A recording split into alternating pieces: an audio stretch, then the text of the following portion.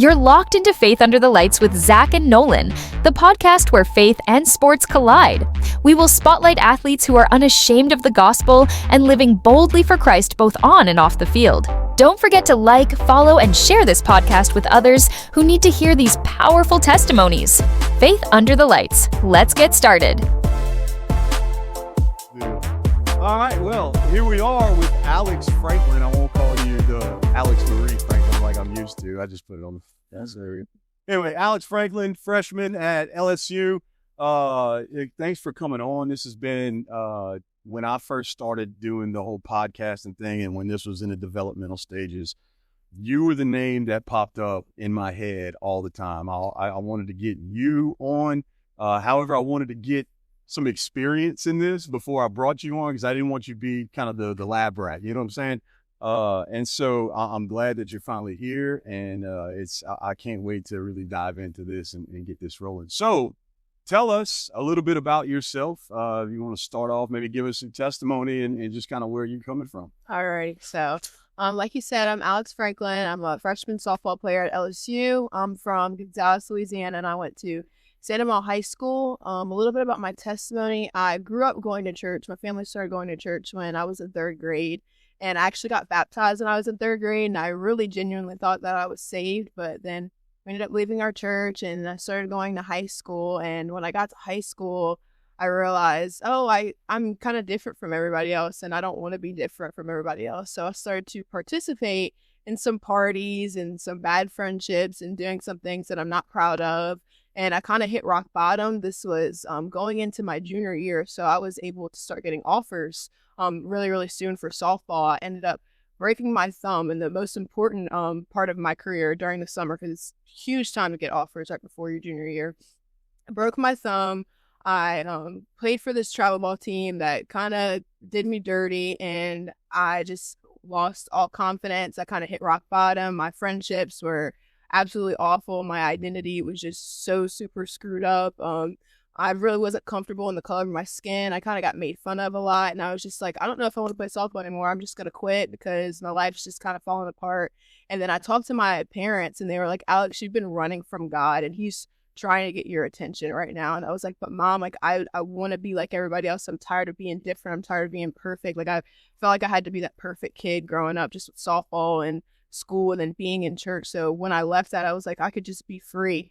But my parents told me that I was born for such a time as this, and I was set apart. And we started going to this new church, and everybody was like crazy about Jesus. And I was like, this is a cult. Like, what is happening here? Like, people are laying hands on people. People are getting healed, speaking in another language, talking about the Holy Spirit and grace. I'm like, okay, God, since my life's falling apart and these people are absolutely crazy about you, just show yourself to me. If you have this great purpose for my life, show me. And my mom got me this book from one of our pastors at our church, and I read it, and it completely wrecked me. Like, I literally tell people all the time, I hit rock bottom, and I saw the face of God. And, like, he met me where I was. He forgave me. He literally cleaned me up, and he literally showed me that I was born for such a time as this. And now the gospel is absolutely everything to me, and I love being different. I'm not ashamed of it anymore. So, yeah, it's just a little bit about me. Yeah, that's a lot of bit about yeah, you. A lot. Yeah. It's crazy when people say rock bottom. Rock bottom looks different to a lot of different people, right? Like, my rock bottom was through an illness and a sickness.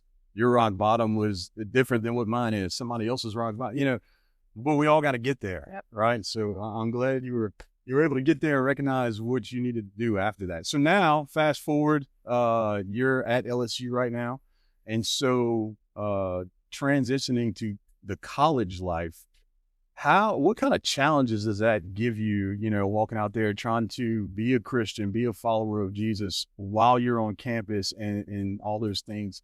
Because there's a lot of things you can do out there, right? Yeah, absolutely. So, is there any challenges that have come your way? How do you overcome that kind of stuff? No doubt. It's been really, really difficult. I mean, LSU is a party school. Like, yeah. we know this. Like, people come here to have a good time. Yeah. And then also not living in the comfort of my home, my Christian home. That's been really, really difficult. Like, living with roommates that weren't like, weren't raised the way that I was. So that was a super, super difficult transition. I miss home a lot. I go home 2 or 3 times a week. I mean, since I'm 30 minutes away, but which is a plus, right? yeah, I'm so grateful. Mom's cooking. Yes, definitely. But just I feel like they try and sway you a little bit. They're like, come out, come party, and there's nothing wrong with partying. Right. Personal conviction. Yeah. You know, like I partied and I felt a whole bunch of anxiety and depression, and I partied out of a lack of identity. So now that I'm secure in my identity, I don't really want to party anymore. So I thought it would be more temptation, and it's really not. Yeah. I really just enjoy waking up, going to school, doing my softball workouts, coming home, doing my schoolwork, and just having that routine. So I'm just really isolated. Yeah. That's the very difficult part. Like I haven't really gelled with anyone on the team quite yet. Like I actually do Bible studies in my apartment with this other group of girls that I met. So I feel like that's really, really helped me a lot. It's just having friends outside of softball that are willing to walk along this journey with me. How do you find people out there to like? How did the whole Bible study thing come about? Okay, so this guy from my church, his name's Daryl. He told me he was having dreams and he really wanted to do some work on campus.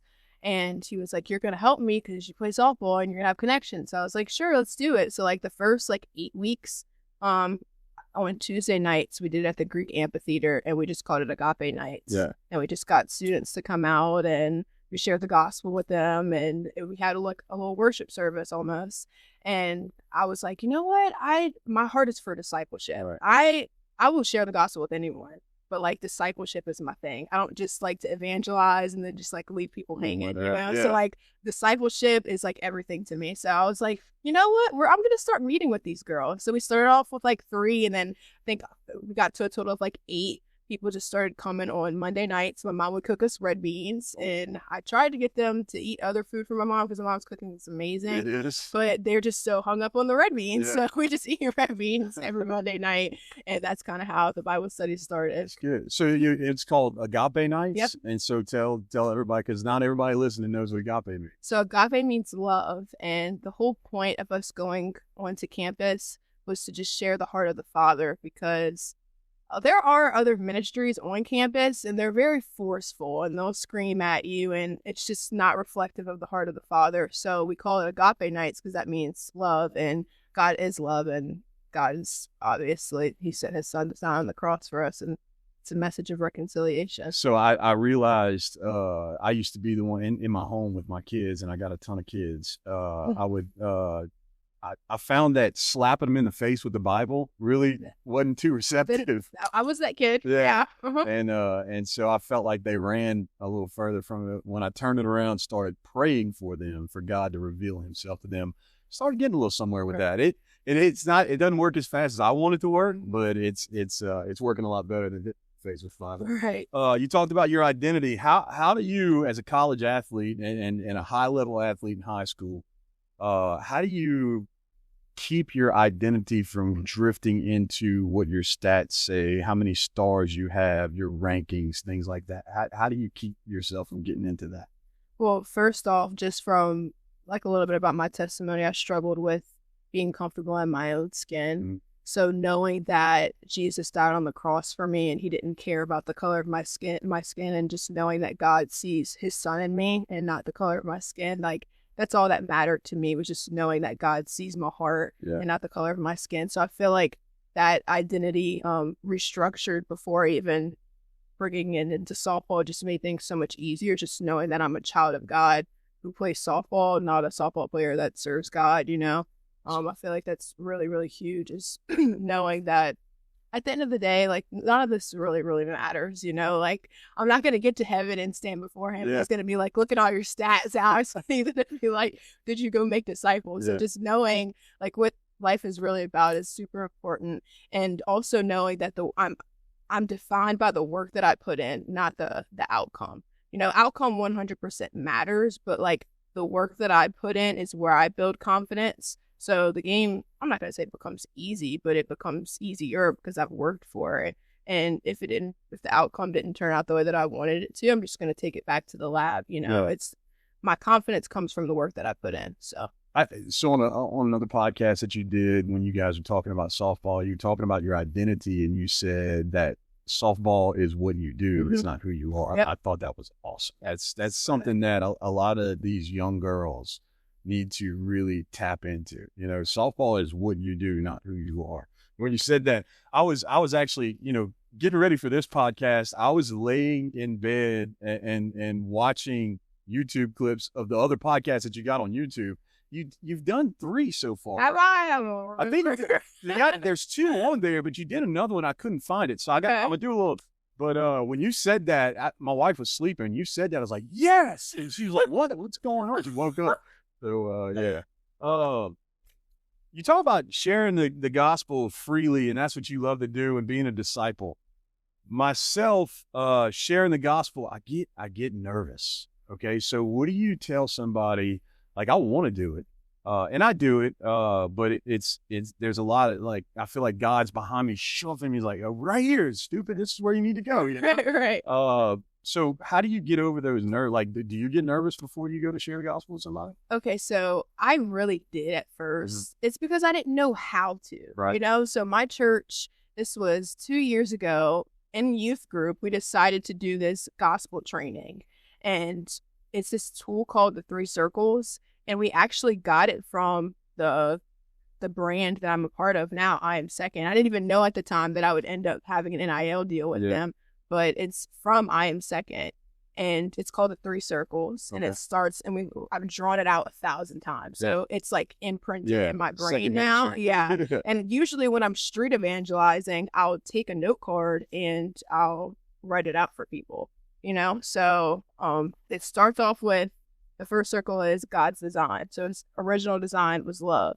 Kind of go into the garden, Adam and Eve. Then we go into sin. Sin leads into brokenness. Then brokenness leads into repenting and believing in the gospel, share what the gospel is, and we can say we can go back in God's design. So having those 3 circles and writing it out for someone is super, super awesome, because they're following and they're like, oh, that makes sense. And then after I asked them, I was like, do you find yourself in brokenness or in God's design? You know, so it's more interactive. Okay. And then after, I'll write my phone number on the back of the card and my name, and I give them the card. And if they choose to reach out, we'll go into discipleship, you know? So training it's been a lifesaver. Yeah. So, man, that's awesome. I did not think that I was going to come on here and learn something, but here we are learning.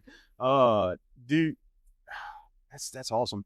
When you're doing that, before you go out each day, like in your prayer life in the morning, are you in the morning time? Yeah, morning time. So morning time you're praying. I don't want to see.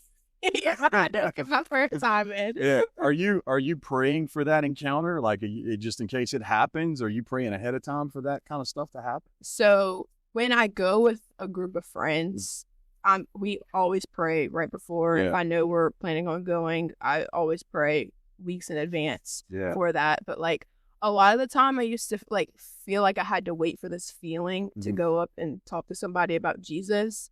And when you're street evangelizing, it's just like about faith. Like you just gotta like kind of step out into it. And he's given me the boldness to do that. Like I said, I'd much rather get to know someone, disciple them. But like street evangelizing has been just so awesome for that. But I don't know. Where are you going? Street campus. Oh yeah, campus. Obviously On campus. Yep. But when I was training with I Am Second, this was in Dallas. We went to a neighborhood and just knocked on doors. Yeah. My church will just knock on doors. So like, and then we went to the mall and did it. So like, I feel like I've been prepared for it. Are you looking for people that are your age, or is it just whoever? Whoever's in, I usually do females, because Yeah. guys can be a little, you know, so I always go to a female. Yeah, but I would probably be more comfortable yeah, to a guy. yeah. So that's usually what I do. And I always go in groups. I don't ever go by myself, just for like safety purposes. Yeah, no doubt. But yeah. You are. Yeah. I don't walk around cutting top, you know. That's good. Okay, great, man. That's good stuff right there. I'm gonna have to tap in a little bit more into the 3 circles. So when we get offline, I need some more of that. For sure. Santa Monica High School. It's when you think about Louisiana softball, Santa Monica High School's at the top of the list. You guys are state championship or bust, right? Over there. And you did some big things over there, right? So give us a little bit about Santa Monica. You can give them a little love. I graduated from East Ascension and coached at Dutchtown. You know, so that's 2 straight. But yeah, I'll let you give them their flowers here on the podcast. So give us a little bit about Santa Maria and your history there. All right. Well, definitely first off, shout out to Coach Amy because I love her and I would not be here if it was not for Coach Amy. But I want to say that we've won 9 championships. I was a part of 3. My freshman year was probably the best team that I've ever played for, and we ended up losing in quarterfinals. And if you saw me crying, you probably would have thought I was a senior, because like when I came in, I just automatically expected to win a state championship. Yeah. And my coach was like, Alex, like this is like a once in a lifetime opportunity. It doesn't just happen because we've done it before. So that was really, really humbling. Mm-hmm. And I hit 7 home runs my freshman year. And then, like I said, my sophomore year, I was a really bad kid. And I had a terrible softball season. And my coach was just like, Alex, if your life isn't in balance, softball is not going to happen. Like, balance for you is everything is centered around God. And even my coach saw that. That's awesome. I kind of fell off, and she kind of got me back right. And like I said, I ended up hitting rock bottom. But then I ended up getting that offer from LSU, Texas, and South Carolina, and obviously I chose LSU. But I know you said you saw this on the other podcast, but I would wake up at 4:30 twice a week and lift all fall before school, just for like a confidence thing. Like I had to beat people while they were sleeping. Like I just had to prove to myself that I still wanted it. Say that one more time. I had to beat people while they were sleeping. Yeah, that's it right there. That was another one that my dad, I've learned everything from my parents. Yeah. Like I'm not just, like it's my parents 100%. So shout out to my parents first off. But my dad was like, if you want this, like prove it to yourself. And I told him, I was like, I'm going to wake up and work out for everybody. And he was like, you don't have to do all that. I was like, I have to do that to prove it to myself. And little did I know that I would have the best season of my life.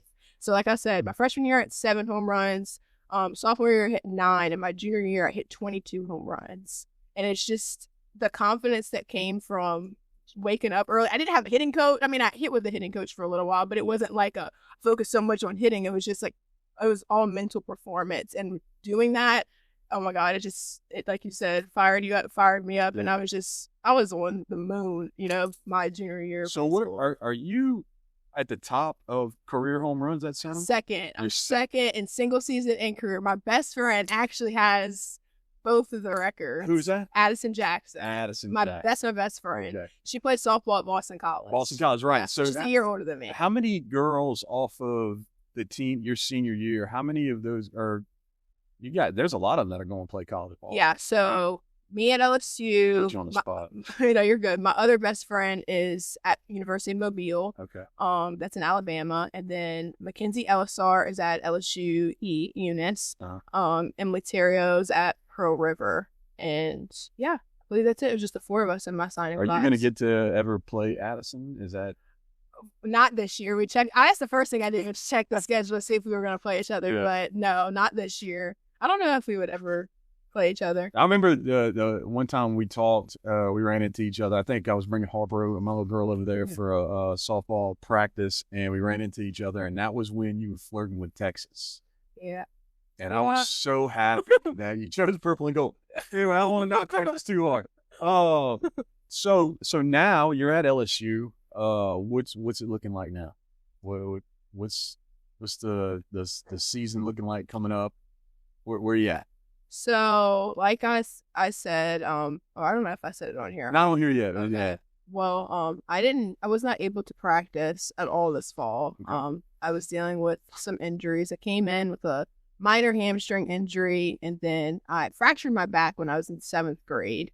I slid wrong, and it's actually like a birth defect. I think that's what they said. It's called a pars defect in my L4 and my L5. So there's like a gap there, and it's something that's never going to completely heal. Yeah. So I guess when I slid wrong, it kind of just, I don't know, broke a little bit. But it kind of resurfaced. I didn't refracture it, but it got inflamed and around that area. So I wasn't able to practice this fall, or at the beginning of the fall. And then beginning of November, I was starting to get healthy. I jump into one of the drills, completely miss a ball and take it to the face and broke my nose. So didn't practice it all this fall, but I just got cleared. So I'm working my way back into things. I've talked with my coaches. I'm I'm probably not going to play much. So I'm thinking about, redshirting, which would give me an extra year. But our team looks phenomenal. Yeah. Like, this is probably the most athletic team that we've had, like LSU has had in a long time. So I think we're going to really make some noise. We have a freshman pitcher. We have a lot of experience. Just Danica Coffee returning at third. Like, we have some transfers from OU and Ole Miss. So, like, wow. I think it's going to be a really fun year, So how is it, just being around that caliber of softball now? I mean, you were at the top of the game in Louisiana high school softball, but now you're at LSU. I mean, this is competing to go to Oklahoma City, right? I mean, that's the goal, right, is to get to that now. So how is it being around those type of players now? What's a day look like for you? Like, the work that you got to put in. I know you're working hard, beating people while they were sleeping. Does that translate into what you're doing now? So the rules are a little different. For the fall, we can only do so many hours, and we're not really allowed to lift on our own. But the first 5 to 6 weeks, we would work out at 6 a.m. Tuesdays and Thursdays, and we would only have individuals, so an hour of practice every day. Then after that happened, we went into 20-hour week, so we were practicing from 2 o'clock to 5:30 every single day, and then our lift was mixed in there or somewhere else. But every girl is usually in some sort of individual after, because we have extra time with our coaches. So there's always people, like, if you see our All-American pitcher, Sid Burzon, she's a junior this year, 2-time All-American. Like, she works so hard. Like, I look at her, she's throwing bullpens, like, by herself. Yeah. Like, she's always watching film. She's always asking questions. She's just, like, always just trying to be better. And, like, I love that I'm hurt. I mean, I don't love that I'm hurt, but I love that I get to watch Danica Coffee and Sid Burzon, and just their work ethic and their mindsets, and learn from them will give me more tools in my tool belt for when I'm able to compete, But, like, it's definitely not like high school. Like, it's very humbling. Like, even when I was able to practice a little bit, I felt like I've never played softball before. Like, just the way that we do things here, and the technology, and just the expertise and defense, I'm just like, oh my gosh, like, I have a lot to learn. So I feel like I'm relearning how to play the game. Yeah. So that's been really difficult and challenging. Yeah. But yeah. What about, off the field? How good are they taking care of you guys? Like, what's our athlete dining hall? I wish I could pull up a picture of what I eat every single day. Yeah. Like, it's phenomenal. I wake up, my first class is at 8:30, so I usually wake up at 6:30 because I don't like to rush in the mornings. This is when we were in 20-hour weeks. And I would go, we have a little omelet station. I get the same omelet every single day. They make it for me. I'm eating a cinnamon roll, French toast, something, drinking my coffee, like, fruit. Like, our athlete dining hall is absolutely insane. And you just get to pick whatever. Yeah, it's like a buffet. Breakfast, lunch, and dinner. It's absolutely insane. Wow. Yeah. It's like, I'll send pictures to my friends that are non-athletes, and they're like, what dining hall are you at? I'm like, the athlete dining hall. It's phenomenal. But I do still go home, and my mom still cooks for me. Yeah. You can't beat that. I mean, it's pretty good, though. It's pretty good. It's pretty good. Really good. Talking about going through the injury, I like what you said about how, you kind of said you were almost happy that you were injured just because of what you're being able to take in. Do you believe that pain is a good teacher? I do. Yeah. So, absolutely. Being able, or you thinking, we said earlier before we jumped on there, possibly that you were maybe redshirting this year. How do you feel about that?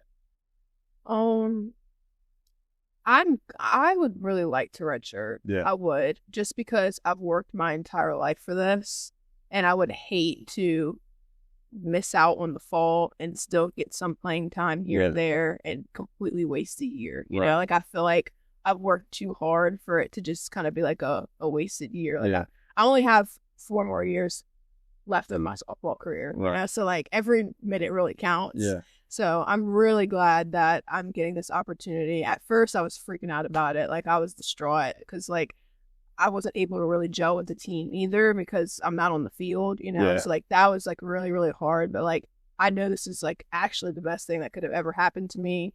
I'm dealing with some, like, other personal things, like, mentally, like, God knows what he's doing. Absolutely. And I also told my parents, I was like, if I end up redshirting, my little brother and I will be in college at the same time.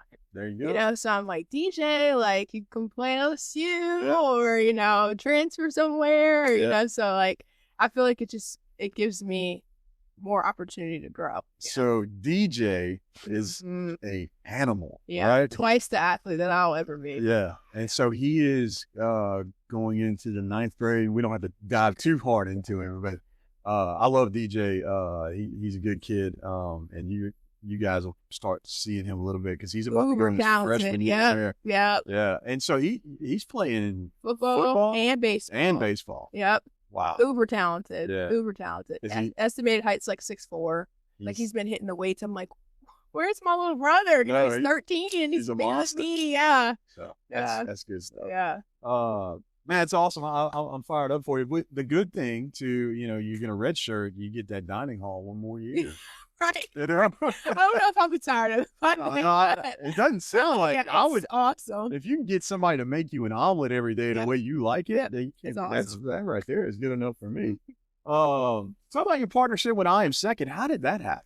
Okay, so like I said, just with the gospel training, in youth group with my church, my pastor, our youth pastor, was actually friends with the guy who kind of is a part of I Am Second. He lives in Slaughter, Louisiana. But it's out of Dallas though. Okay. So him and his cousin, some other family members, I believe they're all kind of involved in it. They kind of just reached out once they saw that I committed to LSU, but they couldn't really do anything until I was in college. Yeah. So my pastor talked to him about it, and he was just like, "Hey, she's gonna be in college in a few years, so just get ready." So they kind of just texted me. I filled out this little application, got into the Team Second, it's what it's called, and then I went out for a little training thing for 3 days. It's called our summit, and it was just absolutely phenomenal. That's great. Literally the first week of me being moved into LSU, his name's Corey, his brother came out to LSU Saturday morning. This is my first weekend on campus, and he was like, "Hey, we're going to share the gospel, you should come." So I just walked out of my little apartment and just went and shared the gospel with everybody. Awesome. And the 3 circles, I'm gonna have to draw it out like in a second. Yeah, we'll show it on there because it's absolutely phenomenal. Yeah. Like I feel like it's just I can't live without it. We'll because I want to see it for myself. Yeah. So Nussmeier, quarterback at LSU. Did you see how he announced he was coming back? No, I didn't. Oh, you need to go watch that. That's good. Oh, man. Yes. Speaking of that, do you pay attention to the other sports that are going on at LSU, or are you just kind of not really? You locked into not really. I mean, I'm friends with some of the gymnasts, so I can't wait to start going to the gym meets. Yeah. I've been to a few of the volleyball games. I'm not really football is not really my thing. Yeah. I mean, I went to 2 games this year. I'm not a big crowd person, so like I'd rather just watch it, watch TV. Yeah, I think I went to one of my last LSU day games. Yeah. I went to the UCLA game this year, and that was the hottest I've ever been. Yeah. And I was like, you know what? I did this for a long time. I think I'm gonna chill out and watch it in my house. Oh, man, that's great. So I Am Second's got you guys equipped. They went and gave you some training. Then they shoot you guys out on the campus. And do you have like, is there something there that they expect you to go out and do on campus, and you're having to say, hey, this is what's going on, or how? Like, well, we kind of just we just check in. Yeah. So they send in a monthly check-in. Actually, fine, but I'm glad I could rewind. They actually send like a monthly check-in. It's like, how many people did you share the gospel with, or if you got to share the gospel with them, how many people did you pray with? Are you doing discipleship with them? Yeah. Were you able to give out any of our I'm Second gear, just bracelets and stuff. So we have that monthly check-in. Yeah. And it's not like you get cut if you don't. Yeah, no, I get it. Yeah, but they did say that the people who are really involved will be selected for a missions trip in Hawaii. Awesome. This summer. So. Their videos that they made, the white chair video, oh, they're phenomenal. Yeah. When you signed with them, I went and bought me a I Am Second. Did you? Yeah.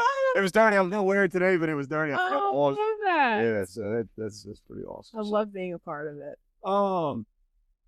Let's talk a little bit about, your travel softball days. And I want to do this because I feel like there's going to be some young girls that are playing ball that they're trying to get to where you're at. I mean, obviously, if you're playing travel ball, your goals are to play high school softball and ultimately make it to the next level. Mm-hmm. Now, if you get to LSU, that's a whole different ball game, right? But, there's a big time commitment, right?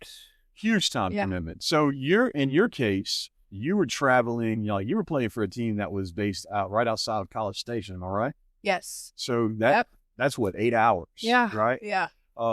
So how do you, and then you guys, when you play a softball tournament, so my little girl played just a little bit of travel softball, and then she decided to be a dancer, which I'm okay with, because it's a little bit cheaper. Right. So, but it was better all day Saturday and then all day Sunday. If you were good, it was all day Yeah. Sunday. If you wasn't any good, then you got to go home. Maybe you can catch that 11:30 service. Yeah. How do you guys balance that? Like, how did your family make sure that you guys got, church services, but you still played competitive softball? How did they do that? So I started playing competitively when I was 7 years old, 8 years old, somewhere around there. And I played for a team out of like Watson, Live Oak area. And we were playing in like Mississippi, Alabama, Florida, like at the age of 8. Like I remember being on the field at 6:45 in the morning for warm-ups, like crazy. So I'm like, why I do that young? But apparently I loved it. I'm still doing it, know.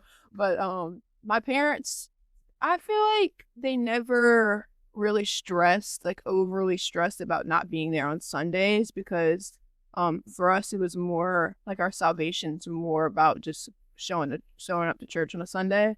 Like me and my mom say it all the time, like we don't go to church to get fed on a Sunday. Like we get fed, the word is our daily bread. So Monday through Saturday we're waking up spending time with the Lord, and on Sunday we go to church to gather with other believers and obviously edify one another. And then the pastor, usually the Holy Spirit, will confirm what we've been reading all week, So like my parents never just overly stressed out about us missing on Sundays. We still attended on Wednesdays. I was always in youth group, always doing other things, but they really like pushed more for my intimacy with God daily rather than just that being on a Sunday. Now, I absolutely love going to church. Absolutely. I hate when I'm not there because I love being with the body, But so they never overly stressed about that.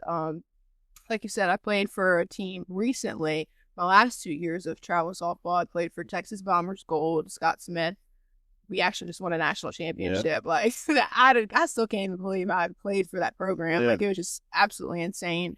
But we were like all summer, I was gone for like 20 days at a time. Wow. And that was like really, really hard. And I just noticed like in my walk with the Lord, I have to be with other believers. Like we were not meant to do this alone, So like I definitely notice my demeanor change when I'm not with the church. So it's more of like, oh, I wish I was there, not like I have to be there, So did you find, locate believers like that were within the team and I did. Kind of locked on? Yeah. Oh my gosh, I loved my travel ball teammates. Like absolutely loved them to death. Like and they're phenomenal. Like some of the best softball players I've ever played with, the best people I've ever met. Like, are you going to run into some of those girls throughout college? Oh yeah. Some of the younger ones came on their visit to LSU. They ended up committing to Florida, Texas, but I mean, phenomenal. So I'll see them in SEC play. Yeah. Florida and Texas. You say Texas and SEC now. Isn't that crazy? Yeah. And OU. Oh my goodness. What about OU a couple years ago when they won the national title and they got in that press conference and just let it rip for Jesus? Do you remember that? Yes, I do. I love that. Those kind of things fire me up. I think every episode that we've had on this podcast, I recognize somebody that did that. Last week was the Boise State head coach. They won the conference championship, and they said, "How do you feel?" They put the mic in his face. He said, "First things first, Jesus is awesome." Right. I love it. Great. So, what about when things don't go right on the field? And I think this taps in a little more to your identity, and you talked about that. But for our younger viewers, that when they don't have the best game in on the day, how do you overcome striking out 3 times in a game? Have you ever struck out 3 times? Oh yeah. Okay, so absolutely. How do you overcome that? Probably 4 times. Okay. It's like they call it the golden somewhere. Yeah. We don't like those. Yeah. It happens. But I like to say, or my coaches really taught me from Santa Monica, she just says like, we never get too high, we never get too low. Like we always have to play like this. And I just know that like if there have been games I've gone 3 for 3 with 3 home runs in like high school, and like I know that the 0 for 3 is coming. Like you have to understand that especially for the younger ones, you put in all this extra work to fail 5, 6, 7 times out of 10, and that's really good. Like, you have to go in understanding, like, you have to fail in this game. Like, you played the game of failure, you know. So just understanding. I'm a little over analytical, but I like to kind of like calculate out my at bats before and see how well I do. I'm like, okay, so like if I have 4 at bats, and I understand this pitcher I'm hitting off of is a little difficult. I'll be like, okay, let's go 2 for 4. Let's go 1 for 4. Let's go 3 for 4. And I kind of like try and plan out my at bat before I have it. And if it doesn't work out, then I'm like, okay, I got 3 more at bats to figure it out. And with that, you're setting realistic goals, expectations, right? Yes. Because if you just say, oh, well, this pitcher, I'm going 4 for 4 today, right? And you go 1 for 4. 1 for 4 is still pretty good. It's really good. But you just said you're going 4 for 4, and you just set yourself up for failure. Yeah, like you add way too much pressure on yourself. Yeah. Like way too much pressure on yourself. All right, good. Your go-to Bible verse. What are you? Probably got multiple. Yeah. So give me some of them. There you go. Take them out. You wrote them down. I'll tell you the one that's on my glove first. Okay. Good. So the first one is 2 Corinthians 5:17 through 21. And basically, just to sum it up, it's I'm made new through the gospel to share the gospel with others. It's time out. This is insane. Insane. We had a Bible study yesterday. Uh-huh. All right. And that was one of the verses. I said something to somebody, and he said, "Oh yeah, that it's right here." And he read off exactly what you just read off. And so that I'm getting confirmation for what I was talking about. Awesome. Yes, that's awesome. great. All right, I'll let me know. No, you're good. Go ahead. Yeah, so that's the first one because that's another thing my mom has really instilled within me too. Like I've never been, or I used to actually. So in the beginning of my relationship with the Lord, I would try and turn my pain into motivation because I mean, like you go through things, people make fun of you, and you're just like, okay, I'm going to prove everybody wrong. And I was like a very immature mindset just to use the haters as motivation. Yeah.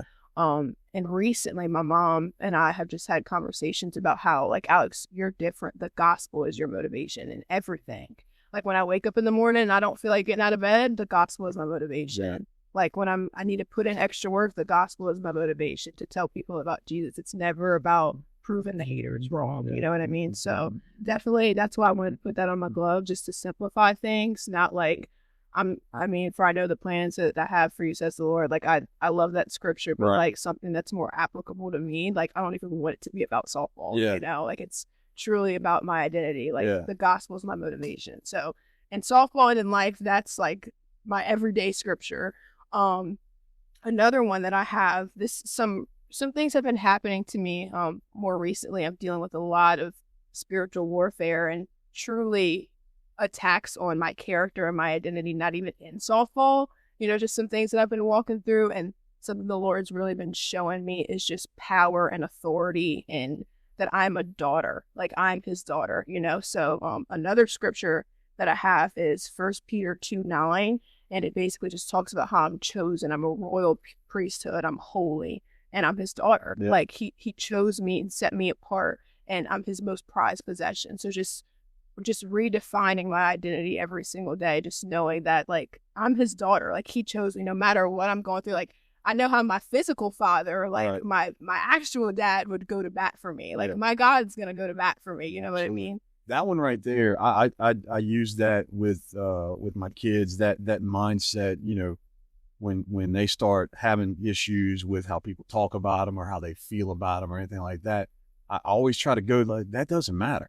You know, it's what God thinks about you. What does God say about you? And I always try to make them reflect back to that. Right. And it usually gets them out of that rut right there. So absolutely. That's a great one too. Yep. And then the last one is Mark 16:17 through 18. And it's basically just saying that all who believe in Jesus shall cast out demons, speak in new tongues, pick up snakes, and if they should drink anything poisonous, it won't harm them. And I was just like, it's so applicable in the season that I'm going through right now. Just reminding myself, or God reminding me of the authority that he's given me over snakes and scorpions. And just, I'm a huge spiritual warfare girl. Yeah. Like I believe everything's spiritual. Yeah. Everything is spiritual. I've learned a lot about the spiritual realm, the demonic side of things. So like, just knowing that even if I do come into contact with something that is, demonic, it won't harm me. Right. Because he's given me that authority over that. So that's been a huge one for me. Yeah. So and just speaking in new tongues and casting out demons, and healing the sick, just the power of the Holy Spirit too. Yeah. Just in my personal life, just seeing his power. So that's really, really huge for me. So we have power and authority. Yeah. So Josh is kind of running our cameras right now. I feel I didn't know that, but his son had a little knee injury, and we were at church the other day, and he came up for prayer, and so I got down, anointed him with the oil and everything, and we prayed over his knee. And so every day, every time I see him, say, "Hey, how's that knee?" It's getting better. It's getting better. He keeps saying, I said, "Dude, keep hitting it with prayer." So that's good. All right. We're going to have a little fun, and then at the end we got some questions from some young kids that want to ask you a couple things. So I'm gonna shoot a couple questions at you, and you're not prepared for these. Okay, fun. A biblical figure outside of Jesus that you would love to sit down and have a conversation. Paul, 100%. And why is that? I mean, who wouldn't want to? He's mine too. Yeah. Yeah. I saw this Instagram reel and it was so funny. The sound was like, "Now you're one of my elite employees." Yeah. And it was basically saying how Paul fell on the ground, was blinded, and woke up, and Jesus is saying, "Now you're one of my elite employees." And I was just like, it's literally what happened. Yeah, that's exactly. He was killing all the Christians, and then God blinded him. He woke up and it was just complete 180. Yeah, like what? So definitely what 70%, 75% yeah. of the New Testament. Yeah, that's the one that I pick always too. And just like how he was able to be content in all circumstances. I feel like that's something I'm learning is because he went through it, didn't he? Yeah, went through it. And I'm like, I'm so soft. Why am I crying about this? I don't even in that scripture, I could do all things through Christ who strengthens me. That's not even about sports. Yeah. This dude was like on his last breath. Right. He was still rejoicing. So I would absolutely love to sit down with Paul. Would you rather hit a bomb or make an incredible top 10 ESPN defensive play? I feel like it would a game-saving play or the best play you could ever make. I would say hit a home run. What? What? I was hoping. Yeah. Right. All right. First thing that comes to your mind when I say whatever I say. Okay. Oklahoma City. That's the first thing. I mean, I've been there before. Yeah. Been there before. I actually got to watch Bailey Landry play. I think that was in 2016. She was good. Yeah, her dad coached me at Santa Monica. I coached her sister. Really? Yeah. Oh my gosh. When I coached Courtney, Bailey was playing in the dirt outside. Really? Yeah. So first word that comes to mind, or person that comes to mind, Bailey Landry. There you go. Yeah, because she lit it up. Yeah. Oh my gosh. And then I ended up having I could text her, call her. Just she's been a really huge mentor in my life. Just faith is most important for her. Awesome. And she's kind of talked me through man, we got to get her. Yeah, absolutely. Yeah, absolutely. She's actually pregnant with her third child. Wow. Yeah. Man, time flies. I know. I love her. Everybody's good. Bailey's not old. Yeah. Best NBA player of all time. Really? Yeah. This is not even a debate. Michael Jordan, obviously. And I stand the people. My dad has instilled within me that Michael Jordan is the best. LeBron James, no, sorry. Kevin Durant, no. No. I don't even put Kobe Bryant. Kobe's second. Yeah. He's my number 2 for sure. See, this is why. Yeah. I mean, their work ethic. Come on. Derek and Cherie. Oh, my parents. I'm gonna cry talking about them. I'm not the person. I would not be the person I am without my parents. I'm 100% a product of those two, and I don't even have the words. My dad, when I first started playing softball, I couldn't even hit the ball off the tee. I couldn't catch a softball. And we went to the field, and he was like, "Alex, you're gonna do this, and I'm gonna help you." And he sacrificed so much. He's worked so much. He's driven me all over the country just to see me live out my dreams. And my mom has just a praying mother. Yeah. That's how I describe my mom. I remember waking up, she's on the couch with her coffee, reading her word, praying, worshiping every single day. So that's why intimacy with God is so important to me. I call my mom about everything. My mom's my best friend. even my dad, like if I'm struggling, I'm calling my parents. They're praying with me. They're coming to see me. I'm coming over here. They're like, they have the anointed oil. Like my parents go to bat for me. And I know that my parents have authority over me in the spiritual realm. So like they can see things in the spirit that I can't see, like, and my mom is like, the Lord will always look at my mom to pray. Like when she knows, I just don't know how she knows that things are like coming my way. Does she ever like call you just out the blue and say, "Hey, we need to pray about this"? Is it that kind of stuff? No, it's just like she'll tell me after. Yeah, she's like, "Hey, God woke me up to pray." I was like, "You could have told me that before that thing happened." But yeah, my parents are phenomenal, and then my little brother too. Like, I really continue in the sport for them. Like, we never talk about softball in the home. And I feel like that's why I'm still playing. Yeah. Because a lot of girls will quit that are really, really good because their parents are too involved. Mm-hmm. My parents always saw me for me. Yeah. And if I had a bad game, they were never screaming at me. I never got consequences. It was never this big I noticed deal. That about your dad. So your dad's a giant man. He's a very big, if you didn't know who he was, you would be reluctant to, because he's a big old boy. Big guy. And I'm more scared of Shuri than I am. So, yeah. I always noticed how both your parents, at your games, they were very just chilled out. Just like they were just watching somebody play softball that they didn't know. Yep. So I always admired that about him because I can't do that. I don't know why. Right. I get so high. Yeah. And my dad does, though. Yeah. My dad can get a little feisty. Yeah. And he's like, I love watching the videos because like he's videoing every single at bat. I'm pretty sure he has every single at bat that I've ever had in my life. I was watching the old Santa Mall live stream when they were in the playoffs, and you can see his head. He's like screaming. My favorite high school memory from my senior year, we played Dutchtown, and Dutchtown beat us, and that was the first district loss that Santa Ma's had in like 13 years. Yeah. So I was like, what be my senior year? And keep in mind, I only lost 5 games before my senior year, then I lost 10. So that was like awful for me. And people are like, 10 games is not even that bad. But like for Santa Maria, it's terrible. But we played Dutchtown again because they changed the district. We have to play. We had Live Oak and Walker added to our district this past year, so it was like 2 rounds of district. Yeah. So we played Dutchtown at their place, lost, and then we played at our place, and we were losing 1-0, and I hit a home run and we tied the game 1-1 and the crowd went crazy. But when I came around third and I stepped on home plate, I looked at my dad and I was like, tell him to get up, So like, that's the first person I look for in the stands, my dad, for sure. That's my guy. He's easy to spot. Oh yeah, you can't miss it. That's awesome. I'm glad that you were able to give them some love here because they deserve. They deserve. Yeah. They deserve everything. They're awesome people. I'm glad that my path crossed with them. So it's they've been a blessing to me as well. Paint me a picture of Alix Franklin in 5 years. 5 years. Oh my goodness. Let's see. Hopefully I'm married to someone. I don't know who that person is. We don't know who it is yet? No. Okay, all right. Okay. Don't know who it is yet, but I know for a fact that he's going to be a young man of God that loves the gospel. So I do know he's going to be that. Ladies, number one quality, right there. Has to love the Lord. I've dated someone who has not loved the Lord, and that's just it's really not good. Yeah. But so that would be the first thing. Hopefully married.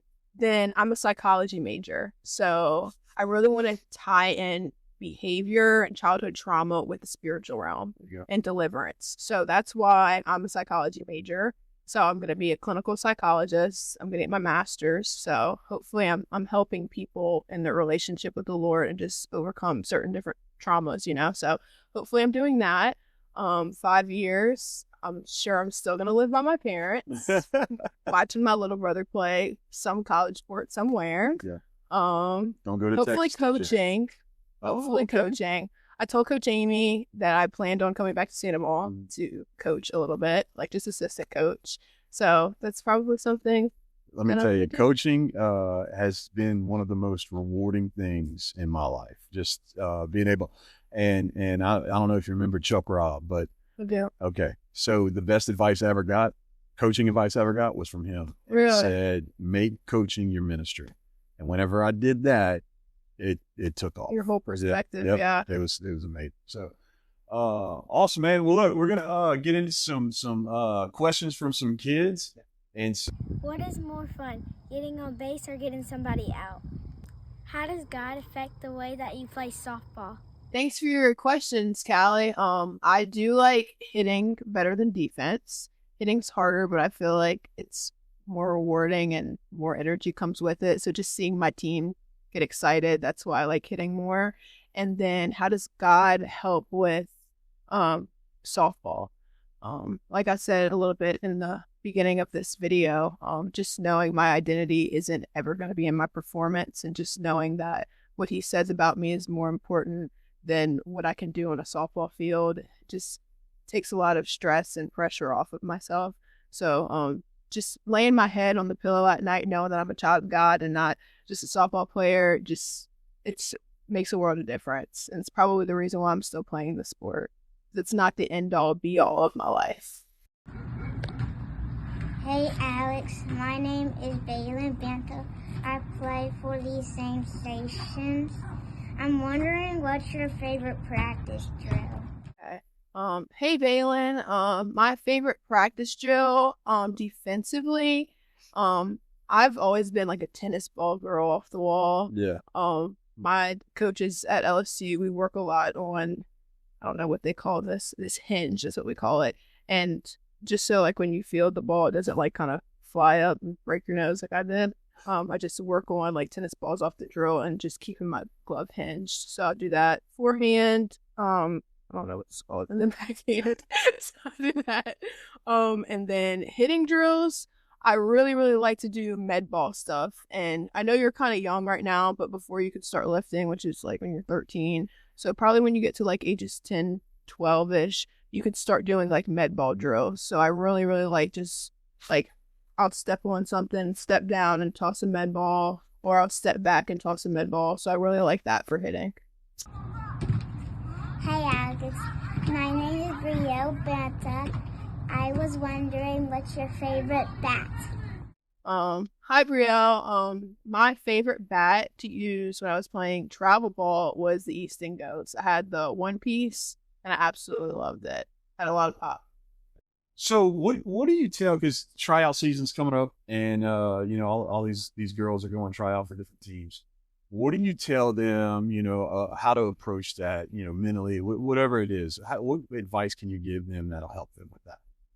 When you're approaching a tryout, you can't really wait till the tryout to feel confident.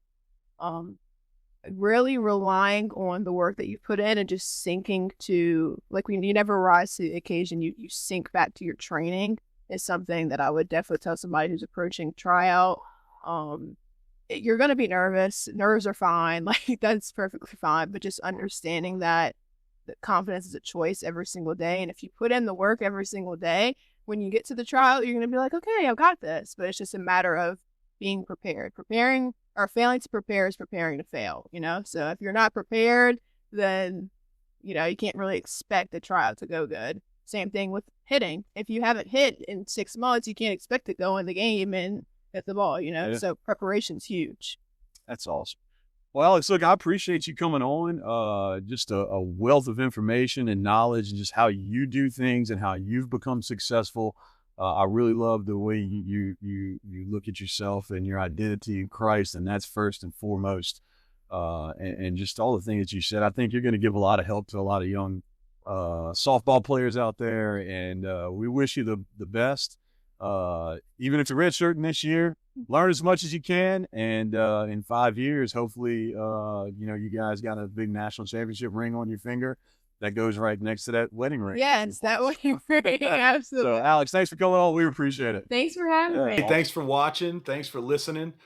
We appreciate you guys tuning in, and we really want to thank Alix for sitting down with me and discussing, her story, her journey, letting us know her testimony, and just kind of where she's at. A lot of meat on the bone in this interview, talking about identity, talking about what good Christian parents can do for their kids, and how support their kids, and you see the fruit of what has happened there with the set of parents that are tapped into the Word of God and they're applying it to their lives.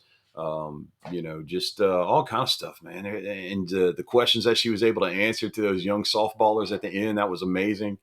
So just a lot of meat on the bone in this interview. And so if you got something out of it, if you enjoyed it, share it. There's other people out there that could probably get something out of it.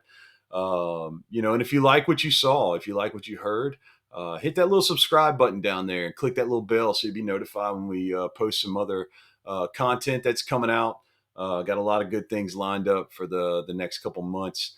And so we're looking forward to continuing to spotlight athletes who are boldly unashamed for Jesus, both on and off the field, on and off the court. And we want to find those athletes, get them on here, let them tell their story, and then just spread it out there. So if you enjoyed it, share it. And we appreciate you tuning in and listening to what Alix had to say. So thanks again. It's Faith Under the Lights. We'll see you next time.